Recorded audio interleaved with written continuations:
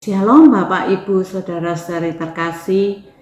Sekarang kita sampai pada penghujung atau kesimpulan dari kitab Pengkhotbah yang ditulis oleh Lembaga Alkitab Indonesia, akhir kata, dan hanya 6 ayat. Nah, sebelum kita membahasnya kembali, mari kita mulai dengan berdoa. Bapa kami yang baik, kami bersyukur, berterima kasih atas kesempatan kembali yang Tuhan berikan sehingga kami boleh kembali untuk mendengarkan firman Tuhan. Urapi hamba-Mu yang terbatas, agar yang disampaikan boleh kami terima dan kami boleh mengerti serta boleh melakukannya dalam kehidupan kami sehari-hari. Terima kasih Bapa, di dalam nama Tuhan Yesus kami berdoa. Amin. Firman Tuhan dengan judul atau tema kesimpulan, yaitu di dalam Pengkhotbah 12 ayat 9 sampai 14. Pengkhotbah 12 ayat 9 sampai 14. Mari kita buka Alkitab kita dan saya akan bacakan untuk kita semua. Ayat yang ke-9. Selain pengkhotbah berhikmat, ia mengajarkan juga kepada umat itu pengetahuan. Ia menimbang, menguji, dan menyusun banyak amsal. Pengkhotbah berusaha mendapat kata-kata yang menyenangkan dan menulis kata-kata kebenaran secara jujur. Kata-kata orang berhikmat seperti kusa dan kumpulan-kumpulannya seperti paku-paku yang tertancap, diberikan oleh satu gembala. Lagi pula anakku, waspadalah.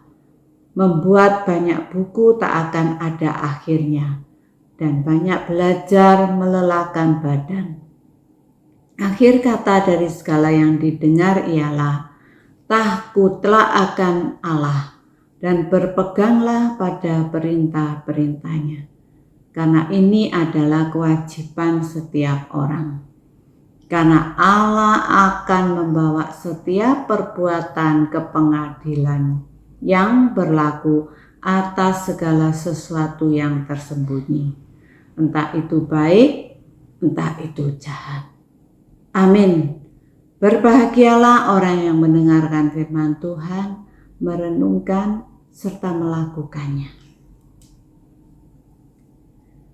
Saudaraku, tidak semua orang dapat menerima apa yang dikatakan oleh pengkhotbah. Banyak orang tidak menyetujui, bahkan tidak dapat mengerti mengapa kitab seperti itu dimasukkan dalam kanon Alkitab. Sebab banyak pendapat pengkhotbah yang berbeda-beda dengan pendapat pada umumnya. Kalau sebagian besar orang beranggapan bahwa untuk dapat dekat dengan Allah dan memperoleh kesucian, manusia harus menjauhkan diri dari segala kenikmatan hidup ini. Sebaliknya, pengkhotbah malah menganjurkan kita untuk bergembira dan menikmati hidup ini. Juga ketika pada umumnya orang berpendapat bahwa hidup ini punya tujuan tertentu, pengkhotbah malah mengatakan, hidup ini tidak mempunyai pola atau tujuan. Kalaupun itu ada, hanya Allah yang tahu dan tidak dapat atau tidak memberitahukannya kepada kita. Penulis menyimpulkan kitabnya dengan mengatakan bahwa segala sesuatu tentang hidup pada dasarnya adalah menghormati dan mentaati Allah. Ayat 9 sampai 11. Ayat ini merupakan tambahan kemudian yang mungkin sengaja dimasukkan oleh pengikut pengkhotbah untuk membela pendapat pengkhotbah ini, yang sering bertentangan dengan pendapat orang banyak pada waktu itu. Bagian ini mengatakan bahwa selain pengkhotbah itu berhikmat, ia juga mengajarkan pengetahuan kepada umat.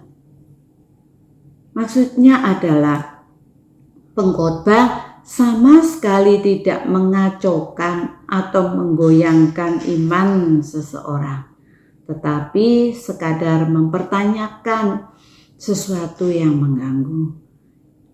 Ini seperti kalau ada seseorang yang bertanya, apakah Tuhan itu ada?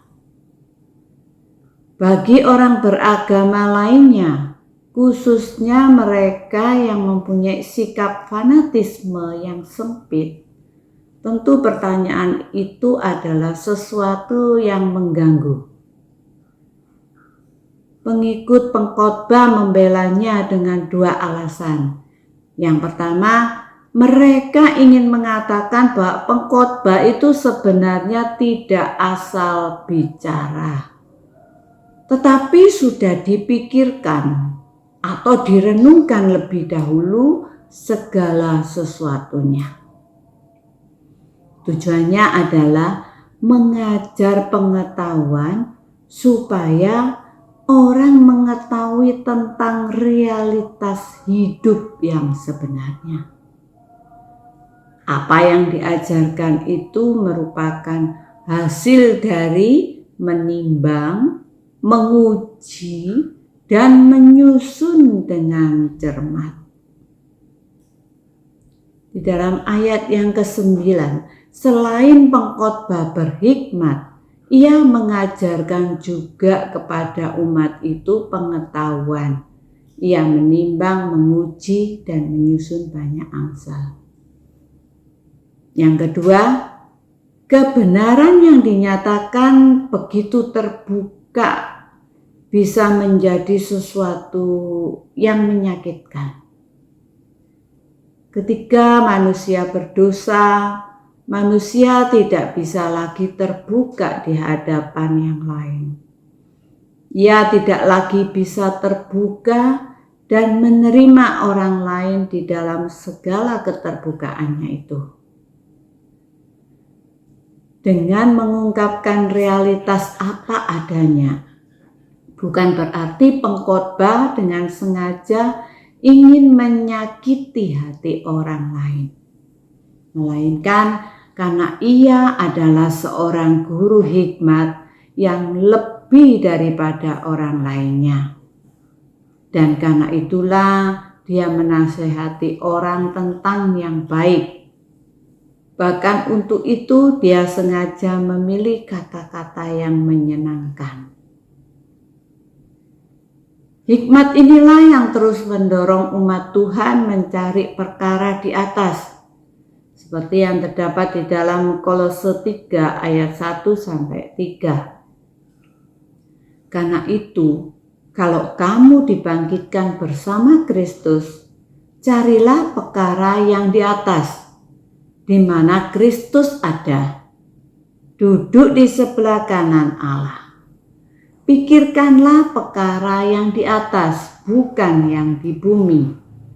Sebab kamu telah mati dan hidupmu tersembunyi bersama dengan Kristus di dalam Allah.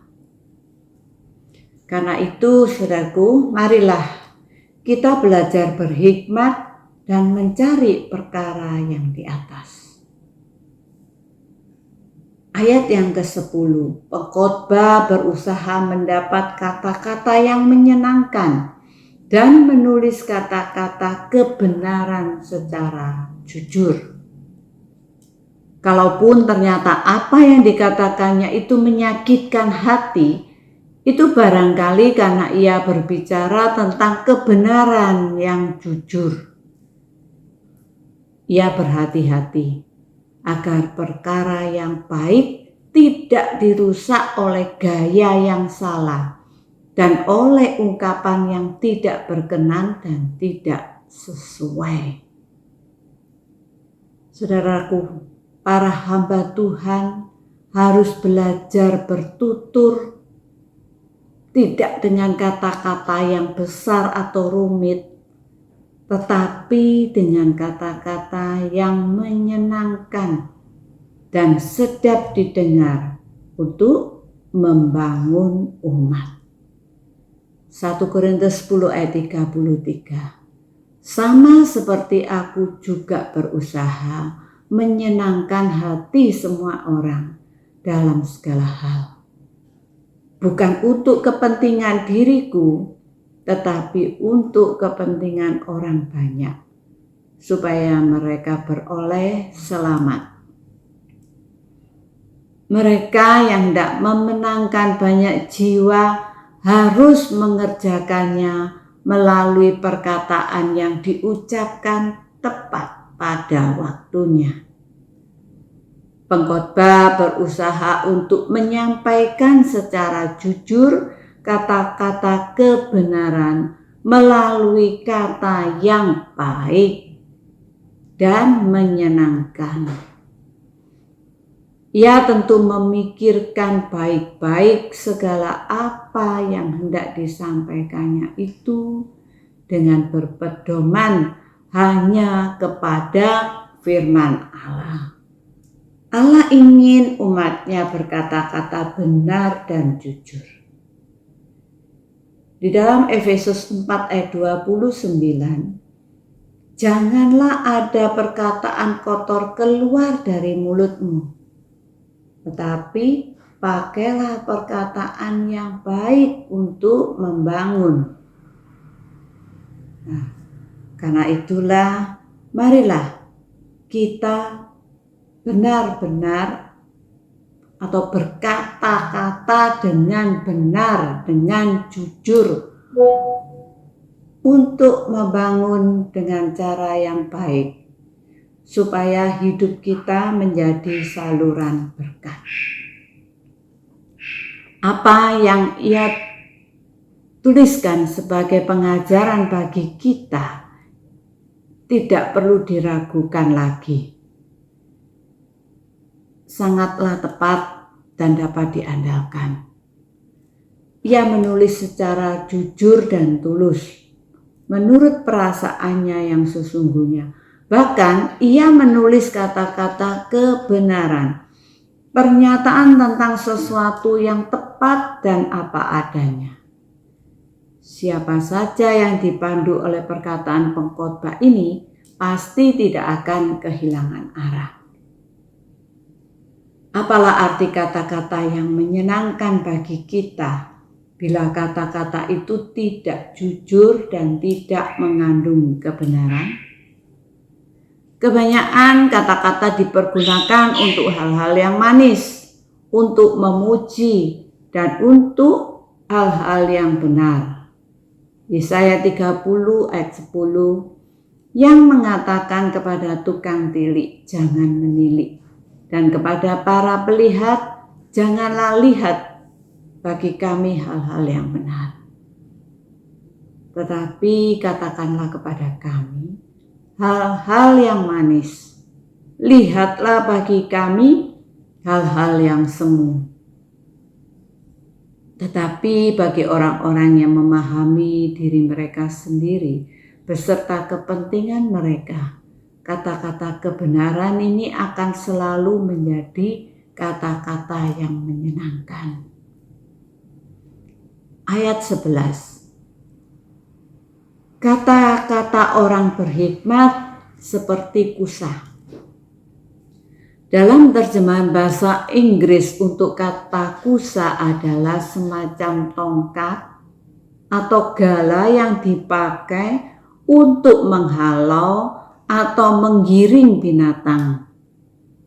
Kalau binatang-binatang sedang digiring, kadang binatang-binatang itu bisa terkena pukulan.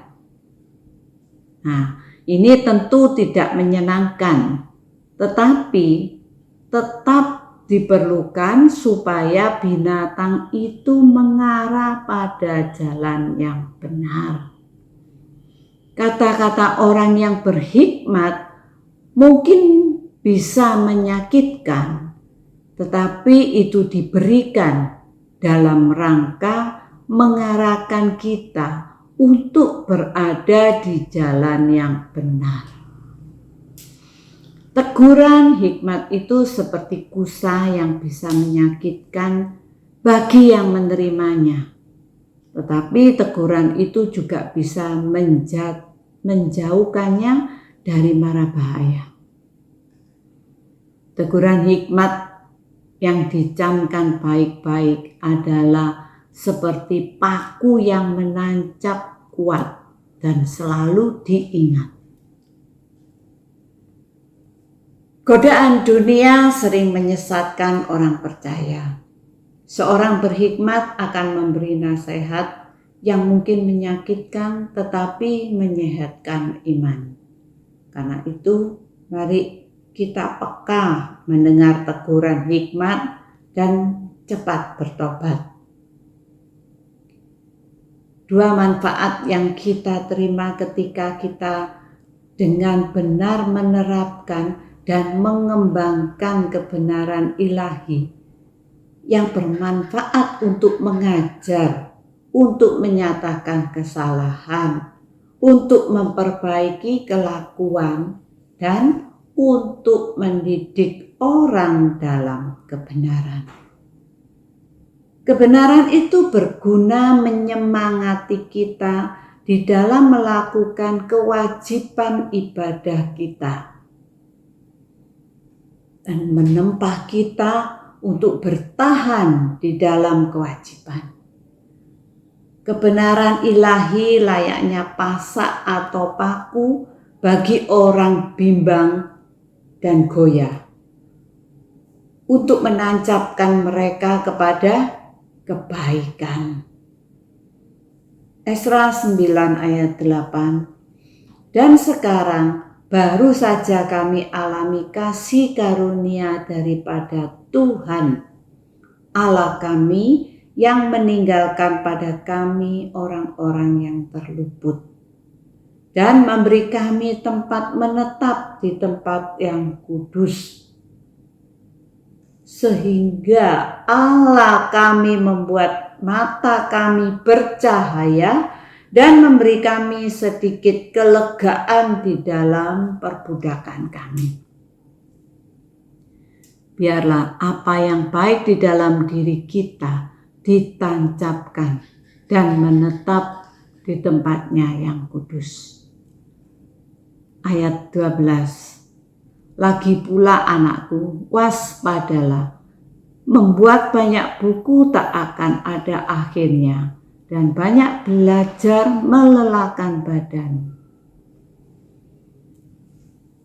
Saudaraku, karena perkembangan ilmu pengetahuan yang begitu pesat, upaya membuat buku serta banyak belajar tentu akan meningkat pesat. Tak heran bila buku yang dituliskan sekarang dalam tempo singkat sudah kadaluarsa dan perlu untuk direvisi atau dikoreksi lagi. Membuat banyak buku memang tak ada akhirnya. Demikian pula dengan banyak belajar. Seberapa banyak pun waktu yang tersedia, haruslah diwaspadai. Apakah semua upaya memang tidak sia-sia?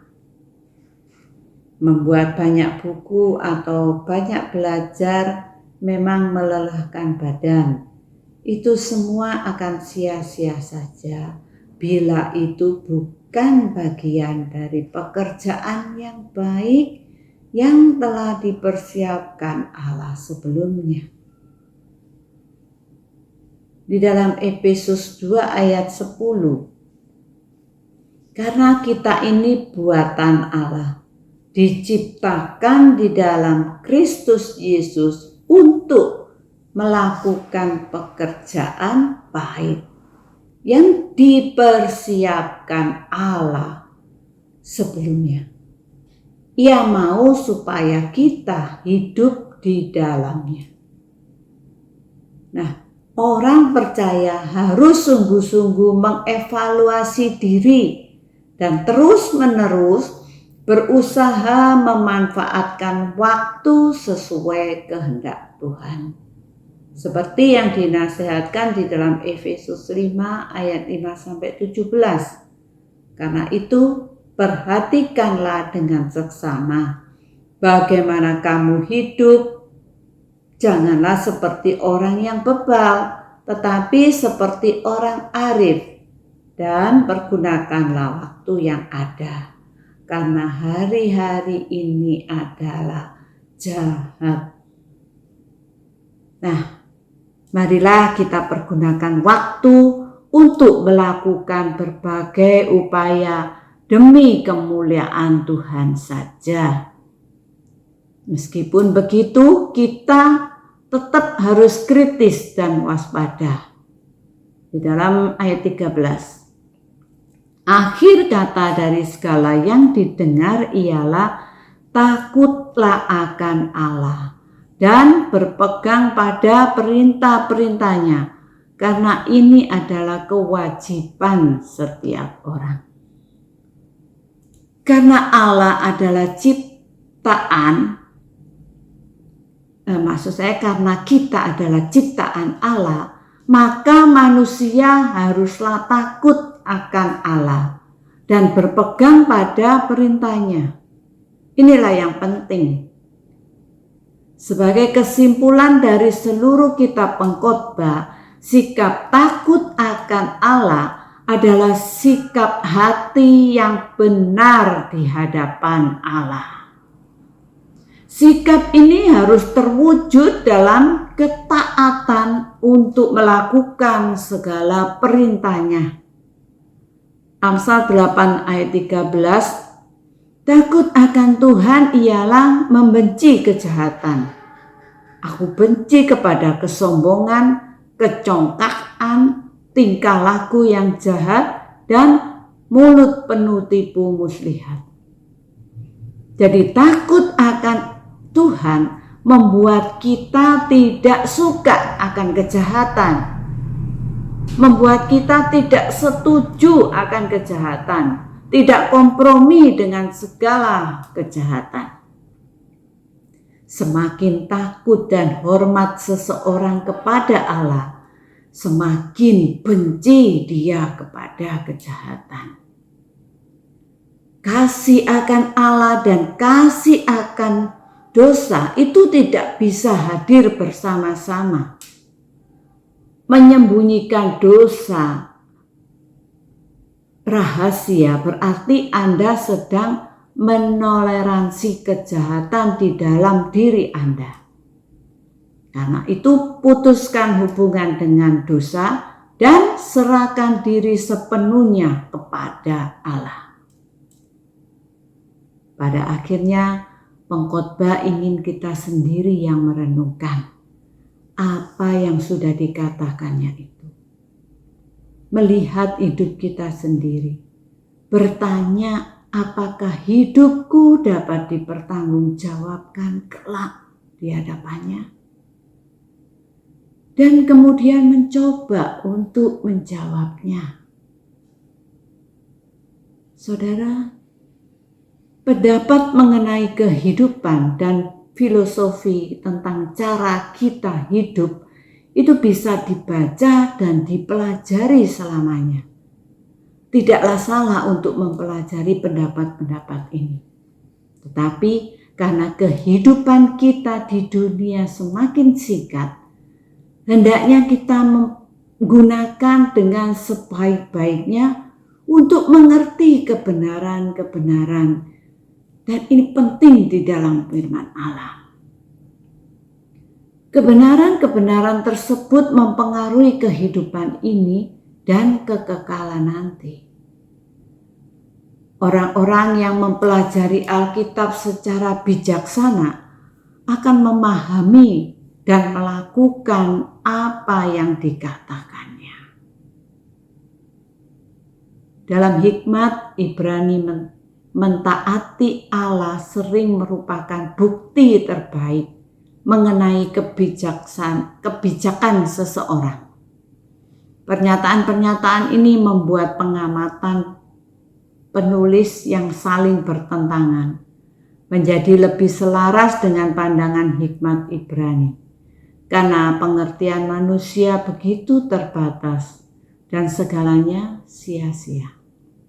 Nikmatilah hidup, tetapi hal terpenting yang harus dilakukan adalah takut akan Allah, yakni menghormati dan mentaati Allah. Mengapa kita harus takut kepada Allah? Ayat 14, karena Allah akan membawa setiap perbuatan ke pengadilan yang berlaku atas segala sesuatu yang tersembunyi, entah itu baik, entah itu jahat. Dalam kesimpulannya, pengkhotbah memberi penangkalnya terhadap dua penyakit utama yang disajikan dalam kitab ini. Orang-orang yang tidak mempunyai tujuan dan petunjuk dalam kehidupan hendaknya takut akan Allah dan mentaati perintah-perintahnya. Orang-orang yang menganggap kehidupan tidak adil hendaknya mengingat bahwa Allah akan menyelidiki kehidupan seseorang atau setiap orang untuk menentukan apakah orang itu sudah merespon kepada Allah, dan Allah akan menghakimi setiap perbuatan. Sudahkah kita menyerahkan kehidupan kita kepada Allah? Apakah hidup kita sesuai dengan standar perintahnya? Kitab Pengkhotbah tidak bisa ditafsirkan dengan benar tanpa membaca ayat-ayat terakhir ini. Tidak peduli misteri dan kontradiksi apa yang ada dalam kehidupan, kita harus berusaha mencapai tujuan tunggal untuk mengenal Allah. Di dalam kitab Pengkhotbah memperlihatkan kepada kita sebaiknya menikmati kehidupan, tetapi hal ini tidak membebaskan kita dari keharusan untuk mentaati perintah-perintah Allah. Kita hendaknya mengakui adanya kefasikan, kebodohan, serta ketidakadilan dalam kehidupan, tetapi tetap memelihara sikap positif dan iman yang kuat kepada Allah. Kita akan menyaksikan dampak yang begitu besar dari ketaatan kita.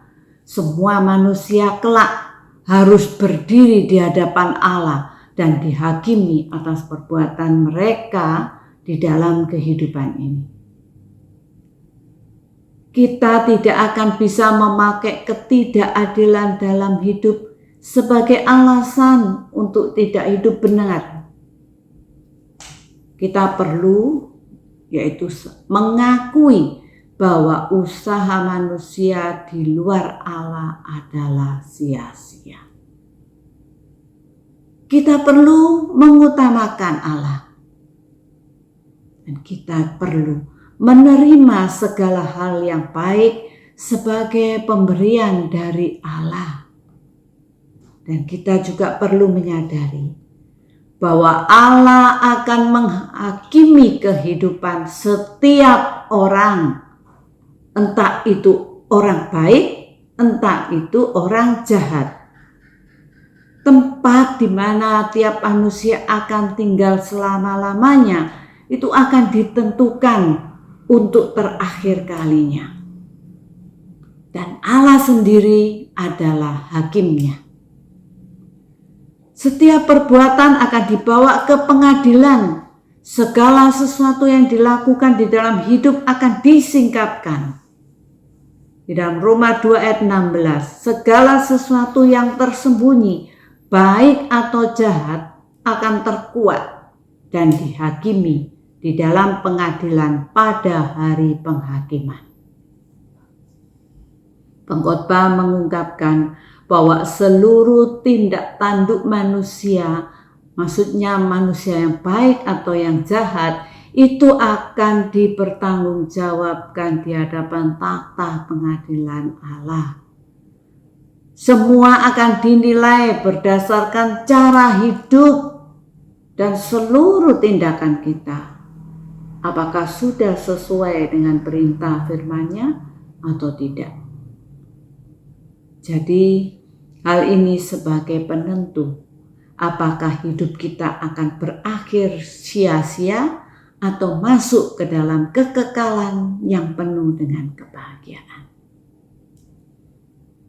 Mengingat penghakiman yang akan datang itu dan betapa kerasnya penghakiman itu, maka kita harus bersungguh-sungguh di dalam menjalani hidup bersama Allah dan melakukan tugas panggilan kita dengan gembira. Takutlah akan Allah dan lakukan kebenaran firman Allah untuk kemuliaan Allah. Hidup yang bermakna dan bukan yang sia-sia.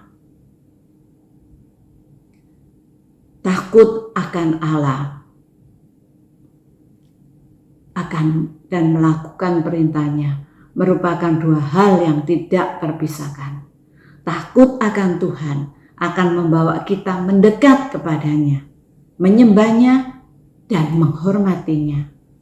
Namun itu semua harus diwujudkan dengan suatu tindakan yang nyata, yaitu tadi dengan melakukan perintah dan firman-Nya.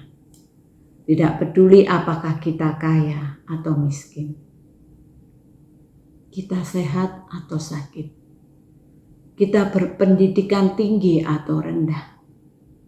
Jika hidup kita tanpa Tuhan, semuanya akan berakhir sia-sia. Oleh karena itu, marilah kita takut akan Tuhan dan menempatkannya di atas segalanya. Dengan demikian, hidup kita akan berakhir dengan sukacita yang kekal. Biarlah kita mau menghidupi firman Tuhan supaya kehidupan kita tidak berakhir dengan sia-sia.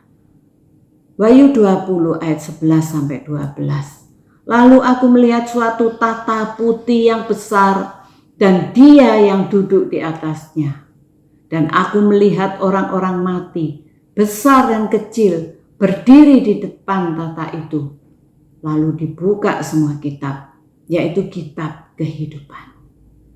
Dan orang-orang mati dihakimi menurut perbuatan mereka, berdasarkan apa yang tertulis di dalam kitab-kitab itu. Oleh karena itu, marilah kita benar-benar hidup di dalam takut akan Allah dan berpegang pada perintah-perintahnya. Artinya melakukan dengan tindakan nyata perintah-perintah Tuhan tadi. Segala puji hanya bagi Allah di tempat yang maha tinggi. Amin. Kita mau berdoa. Kami mengucap syukur dan terima kasih Tuhan buat kasih anugerah-Mu, di mana kami sudah menyelesaikan di dalam pemahaman Alkitab dan kami sudah mendengar tentang pengkhotbah ini. Dan akhir dari kesimpulan pengkhotbah ini, biarlah hidup kita harus berhati-hati, karena kelak kami akan menghadapi penghakiman itu. Biarlah dalam setiap langkah kehidupan kita hanya takut akan Tuhan. Dan kita mau menuruti perintah-perintah Tuhan dengan suatu tindakan yang nyata yang kami lakukan di dalam kehidupan kami. Kami menyadari Tuhan, kami tak dapat berjalan sendiri tanpa Engkau. Karena itu kami mohon Roh Kudus-Mu yang akan memampukan kami untuk kami bisa melakukan kehendak Tuhan, perintah-perintah Tuhan Terima kasih Bapa, terima kasih.